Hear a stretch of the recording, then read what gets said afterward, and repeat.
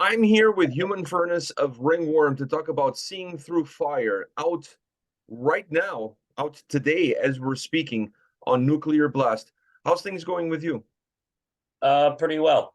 Uh, just get my day started. So So, so far so good. well, it's a good start. You don't want to start your day on the wrong foot. So hopefully, this conversation will brighten up your day a little bit. Let's talk about the record. How was the path for you from start to finish? Was it a bumpy road? Was it a smooth road? How was it?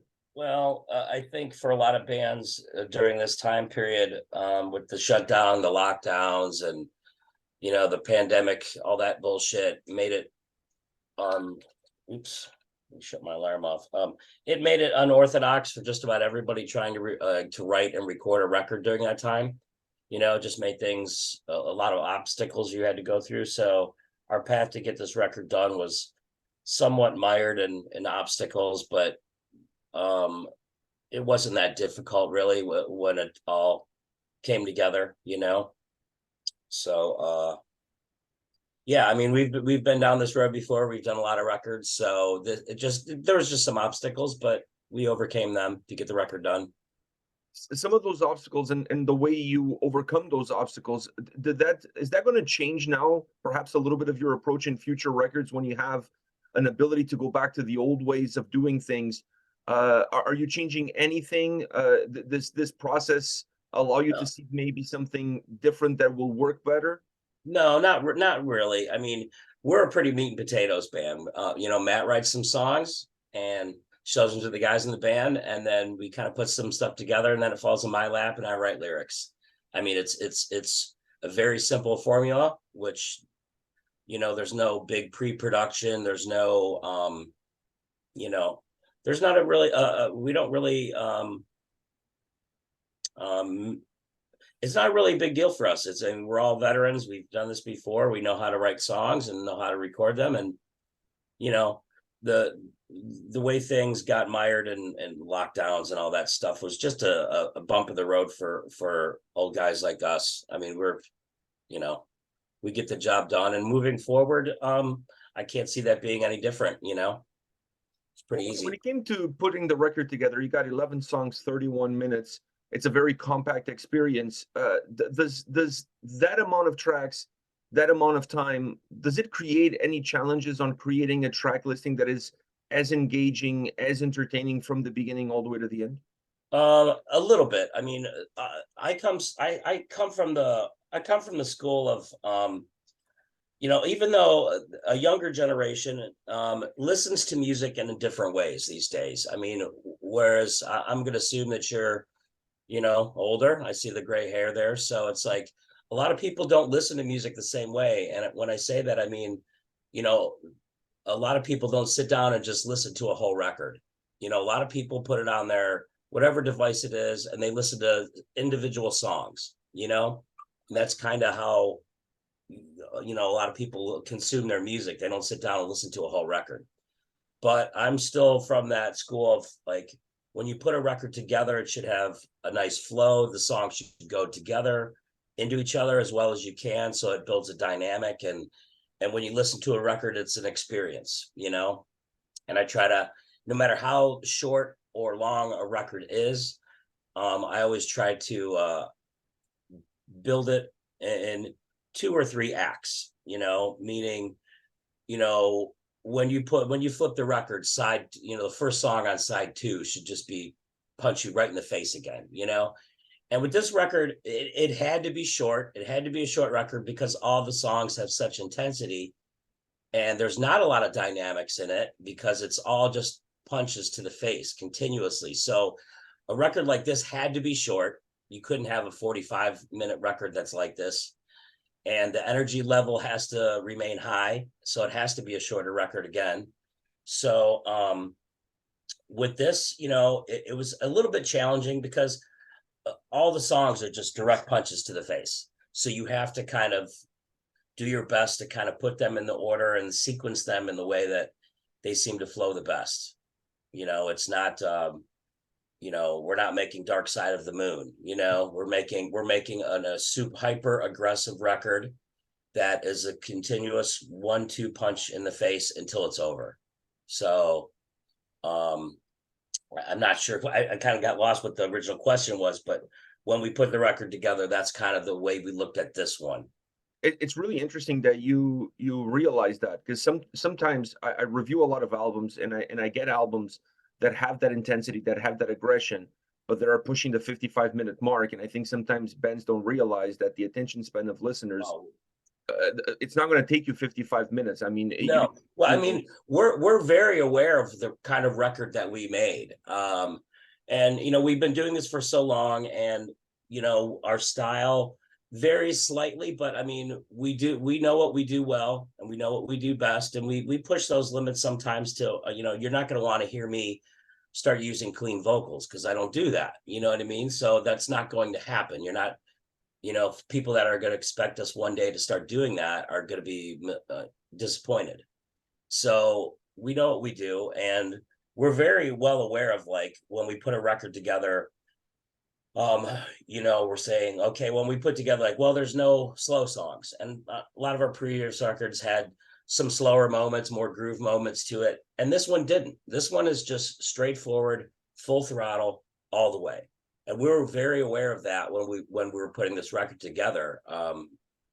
And at the end of the day, we didn't care. I mean, we're like, okay, it's going to be what it is, and let's make it short and sweet, I guess you could say. And it's going to be, that's what this record's going to be for. It's just hyper aggression from start to finish. And there's not a lot of slower moments on this record at all. And that we were very conscious of what we were doing when we made it. We've done lots of different types of records, and this one is not those. This one is just full throttle all the way. Within that aggression, within that intensity of the sound, is there one element that you would like to highlight as something that it stands out to you as far as being a key component of this entire album? Well, that's kind of hard to say. I'm not really sure. I mean, since our song making process is so we don't change a lot. We don't need to. It's not like I mean, for this record, we did do things a little bit differently as far as our recording process, not the songwriting, but the recording process. And I think the production on this one has a lot to do with the way it came out. It didn't change the songs, but the way they sonically sounds a lot more aggressive. It's way more raw than some of our previous stuff. It's not as polished. Although the production is crystal clear, you can still hear everything that's going on, but it's still very raw in a way, and it's not overproduced. And I think that lends to just the nastiness of it and the aggressiveness of it. So I think if one thing stands out for me about this record, it would be that maybe the production just kind of pulls every ounce of aggression and puts it right in your face. You know what I mean? As far as my job in the band, lyrically or vocal wise, there's not one element of this. I mean, so put it this way, when the record was done, I don't have too much to do with the songwriting process until the music gets to me. I mean, I have I can make some suggestions, but once it gets to me, the songs are pretty much how they're going to be. So when I hear the songs, the first thing I do is I usually laugh, because I'm like, God damn, these songs are so fucking fast, dude. I'm like, I'm fucking 51, and like, you're throwing these fucking lightning fast songs at me, so I have to raise my personal bar too with every album. If Matt keeps writing fast songs, I'm going to have to keep screaming my balls off on these things. There's no letting up. So that's, so when I hear those, I'm like, oh, great, another fucking fast song. I'm like, okay, all right, I'm game if you are. So I think I don't know. I kind of lost what the question was, but I don't know. That's what I got to say about that. We spoke about the design of the record, the intensity, pushing it to be the length that it is. I thought that was something that you guys did within this record that gave some pockets to the album for the listener to breathe a little bit away from that intensity, and that was the guitar solos. I thought the Oh, guitar solos, from a production standpoint, they pop out of that raw feel that the tracks have. They feel a little bit more clear, and because they feel a little bit more clear, the listener does get some pockets here and there in order for you to breathe in the songs a little bit better. Do you see it from that point of view? Is that the you know what? When you mention it that way, yeah, I mean, I would think you're right there. They do give you, I mean, because you know, it gives you a nice break from me screaming at you. You know what I mean? Like she's like, Jesus Christ, this guy's fucking yelling at me. Stop. You know what I mean? So a guitar solo, and especially Matt's solos, that he really did fucking knock these out of the park. You know, his solos are.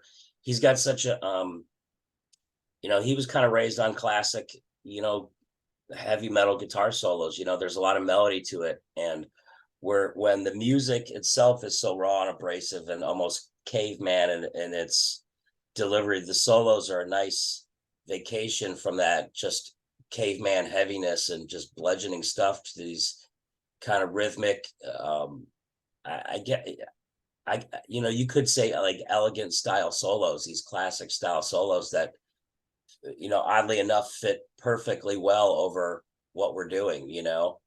So yeah, that's a good way of putting it. It is a nice little vacation from all the chaos amidst a chaotic album, amidst a chaotic song, you Yeah, know. for sure. I felt like it worked really well because if they were not there, then even though it's 31 minutes, it would still feel very dense. So having the solos, it's a little bit of a bright spot Sure. in between songs, you know? Absolutely, yeah. That the record is like the record is very condensed. It's a good way to put it. I mean, it's there's every song is fast and every song is short, and the whole record is just pressed into this diamond of just aggression, you know. So, and you know, we were very well aware of that when we were making it, how you know, how we kind of figured this, you know, we would get responses, how, you know, we may get for this record that okay, maybe every song sounds the same, or when you hear it, um you know, it leaves you walking away like you heard one long song of whatever. But we're very aware of that, you know what I mean. We've made other records and this is just a new record from us, but this one was, you know, we this is what we wanted this pure condensed, you know, album, just pure fucking speed and rage, and that's exactly what we, I think, what we got, and It, that's what it, we wanted. it reminded me also a little bit of a set list. Like if you're going to a live show and you got 30 minutes to play your set, this album kind of comes across that way as well because there's no time for you to talk to the crowd, there's no time for interludes, there's no time for bullshit. You just got to get to the business because you know you got 30 minutes, I got to play my songs because there's another band coming right after me. Yeah. So it kind of gave me a vibe like that. Do you guys look at the live side of the music in and allow that to influence how you build an album? Yeah, I mean, kind of. I mean, there's usually for most bands, I would imagine when you're writing an album, you know what songs that you're probably, because you can't, unless you're Iron Maiden, you know, you're not going to go out there and have the balls to be like, we're just going to do. I mean, maybe you do, but you go out there and play your whole live album. You know, especially bands like legacy bands that have been around as long as we have. People want to hear certain songs, and as you get more albums, it's harder to put together a set list that makes everybody happy, which you're never going to do because someone's always going to be like, why didn't you play this song? Why didn't you play that song? And that's like, well, you know, so when you're putting an album together, you kind of have a feeling of what songs are going to make it into the live set and which ones aren't. And with this one, we're like, well, shit, we've already done a couple shows, a few, you know, over the past like week or so where we've imported actually 4 songs from the new album into the live set, and they it's going to be hard taking them out of there now because they go over really well. They're fun to play, and obviously we have a new record that we're trying to push, but you know, a lot of bands will do like 2 songs off their new record and they jump right back into their customary set. This time I think we're going to keep a lot of these songs in the set and kind of freshen things up, because yeah, they definitely do have, when you listen to it on record, it does have that live vibe. And that's kind of how we are live anyways. We don't, we kind of let the music do the talking, even if we do have plenty of time to, BS with the crowd, which we do sometimes. Sometimes I run my mouth, but usually we just want to get down to the music and play. So yeah, I guess when you listen to the record, it does have that kind of feel to it. You mentioned that the bar keeps getting higher and higher as far as your vocals in terms of what you have to deliver based on the music that's been created. For this Sure. album, was the bar high enough for you to Congo under it, or were you able to just springbolt over it?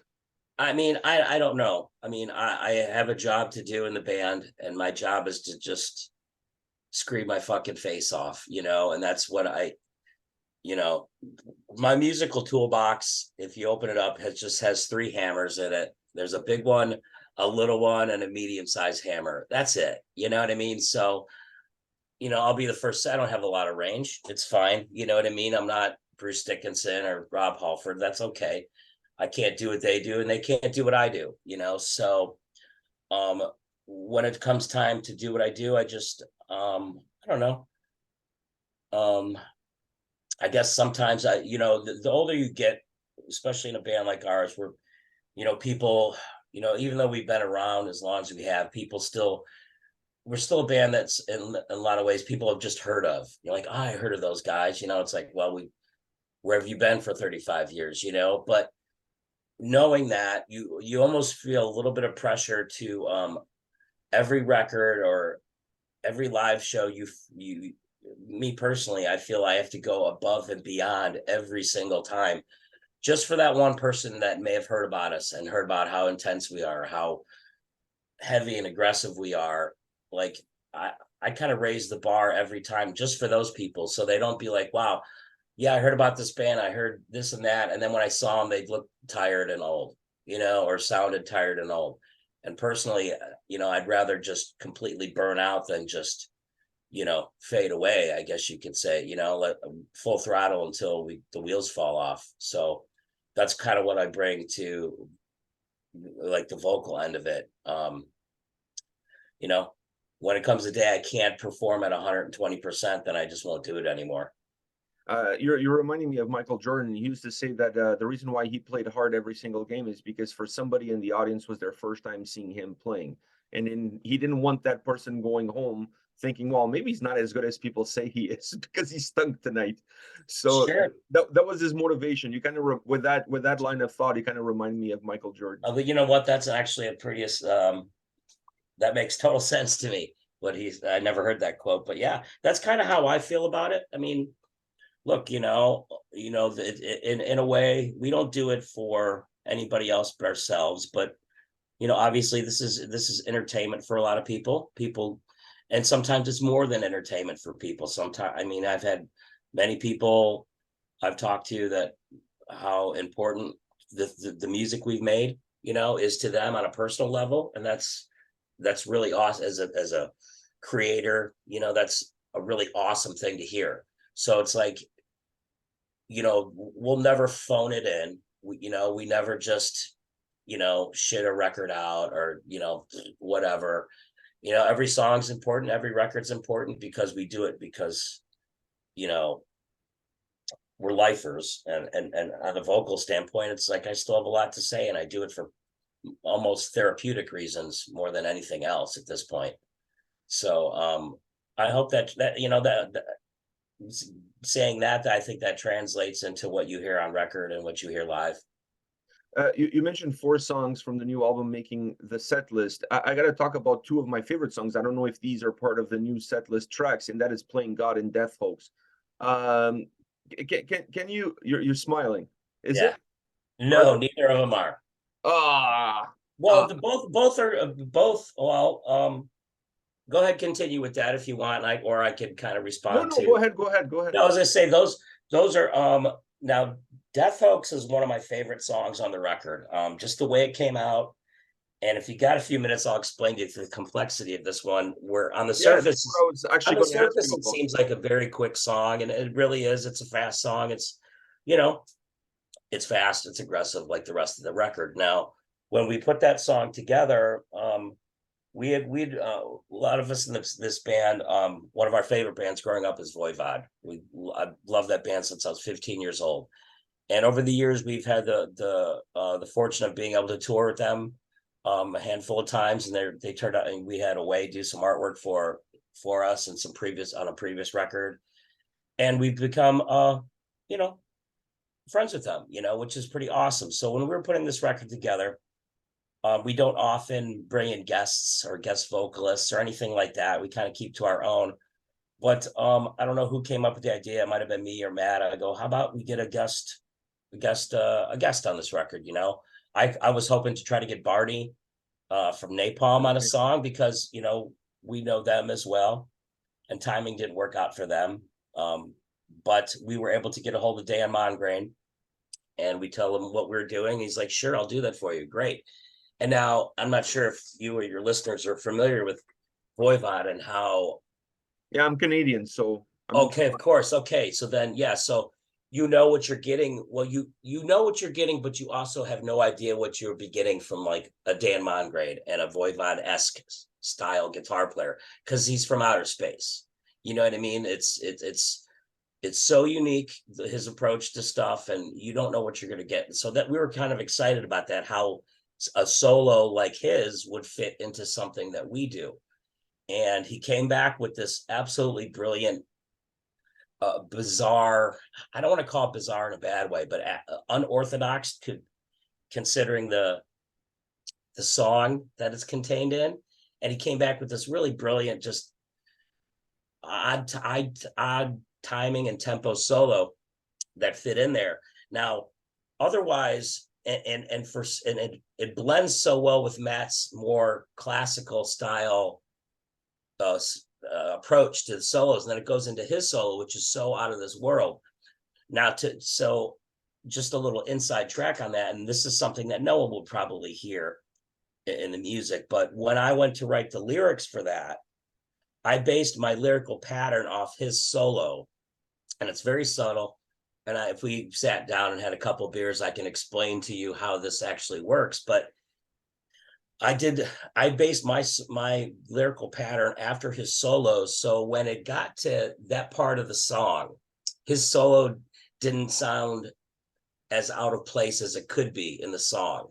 So you were already training your ear a little bit to his odd solo, I guess. I keep calling it odd, but it's not odd. It's just different than what we do. But by the time you got there, it seems perfectly natural and perfectly in place with the rest of the song. And that's a lot of words that I'm saying for a simple, when you hear it, it's just a fast song, but it's not. There's a lot of things going on in that. And we were just stoked to have him on it because we're just all fans. But getting back to that being a part of the live set, I would love to play that live, but we've got this big solo section that Dan Mongrain did. So it's like, is Matt, our new guitar player, Todd's going to have to learn a Dan Mongrain solo, or we're going to have to fudge it, because he sets a high bar with his guitar work. So that's one thing. Maybe we could try to work that into the set. I would really like to, because I love that song. Just how it starts and ends. It's a good one. Maybe if you guys have a tour with them, you can have them come on stage and do the solo for you guys. I guess you're right. We're gonna have to just tour with Voivod again. I think that's what you just got to do. Sometimes you got to do what you got to do. I know we don't want to, we just have to. So, but and then Playing God was actually added to the album last. It was not. It's something that we decided to do kind of last minute. As almost a cool down exercise. Like if you're done working out, this finally, maybe it comes too late, but we put it at the end. It was something that Matt came up with, and he really wanted to get it in there. And I said, okay, yeah, it's cool. Of course, so it's more of a cool down exercise after you're done with this record. It doesn't, playing that one live, probably not, but who knows? But yeah, that was just basically, that's something that Matt wrote that he really liked, and he said, we're putting this on the record. It's a good cool down thing, and I It's more or less, it's kind of a hybrid. It's not really an outro. It's kind of it's an outro, but it's a little bit long for an outro. So it's kind of like its own song, which it became its own song instead of an outro. Yeah, it So works really well in the context of the record because yeah. when you have that much aggression packed in, you need some sort of way of ending it. Like Well, you know what? I think we had a decision to kind of make, and then the record would have been less than a half hour too. And sometimes in this day and age, sometimes record labels often demand a little bit more than a half hour for their dime. Like, look, you got to give us more than 25 minutes, even though Rain and Blood or Victim in Pain were only barely even 25 minutes. But maybe this was the look, say, hey man, we're sorry about this record. Here's a nice little kiss on the forehead when we're done, just to let you know that, hey, we could be nice too. Here's a nice little thing at the end.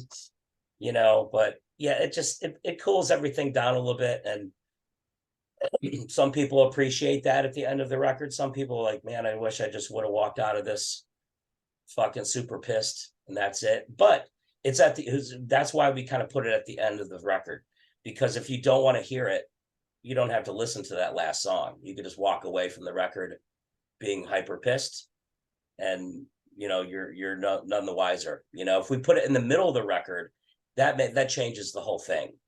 At the end of the record, it's an outro and it brings you down. It's still heavy. It's still really heavy and still pretty sick, but it's just slower tempo. Mhm.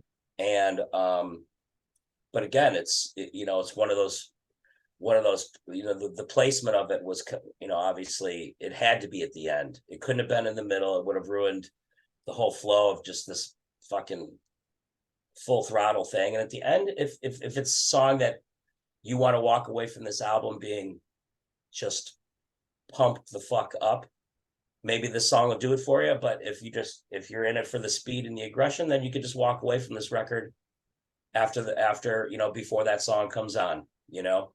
But it's there for you if you want it. Last question for you, and piggyback off of the conversation about touring with Voivod. And any plans for a lengthy tour run in support of this record? Yeah, we go out at the end of September with Venom Inc. and Satan. We're doing 3 weeks on the East Coast with them. And then following that, the end of the year, we're making plans to go out west, finally hit the West Coast. We haven't been out there in a while.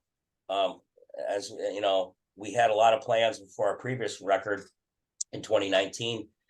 We put that record out and then the world shut down. So it kind of threw a monkey wrench in a lot of plans that we had.